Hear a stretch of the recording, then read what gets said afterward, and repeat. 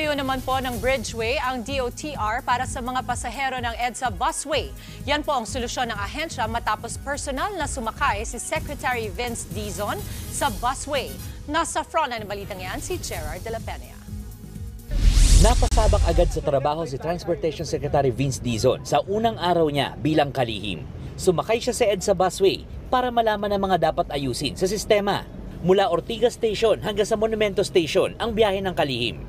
Dahil rush hour, walang VIP at nakatayo siya sa bus. I wouldn't say it was horrible, especially kapag nakasakay ka na sa bus. Kapag, syempre, ano pa rin, no? Nakatayo. Pero, I mean, kahit naman sa abroad, pagka puno, nakatayo ka naman. No? So, pero, doon ko nakita ang genius ng busway. Pababa-baba ang kalihim sa ilang istasyon ng busway at una niyang napansin ang mahabang pila. Naghahalo kasi ang pila ng mga sasakay sa busway at pila ng mga sasakay sa MRT dahil konektado ang istasyon. Napansin din niyang inabot ng 1 hanggang 3 minuto ang paghihintay ng bawat bus. Solusyon ng kalihim, maglagay ng harang at signage sa mga istasyon para mahati ang mga pasahero ng MRT at busway. Plano ring magtayo ng bridgeway o yung hiwalay na access para lang sa mga sumasakay ng busway. Kailangan may dedicated concourse o bridgeway ang busway, no?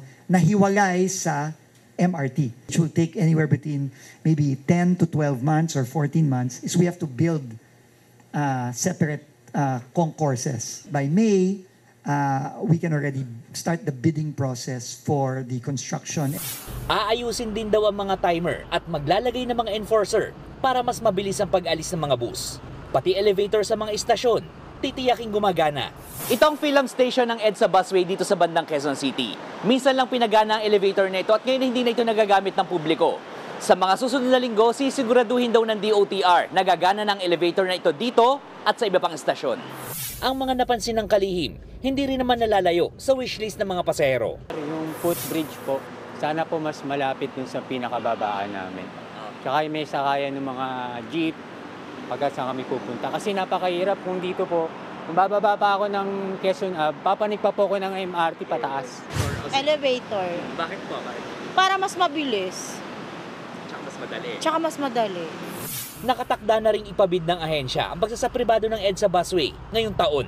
Nagbabalita mula sa Frontline, Gerard de la Peña, News 5. Mga kapatid, Dimples Romana po, kumpletuhin ang inyong umaga ng mga kwentong puno ng inspirasyon. Salubungin po ang bawat araw ng may ngiti at pag-asa. Kaya't mag-subscribe na po at mag-follow na sa aming social media pages ng News 5.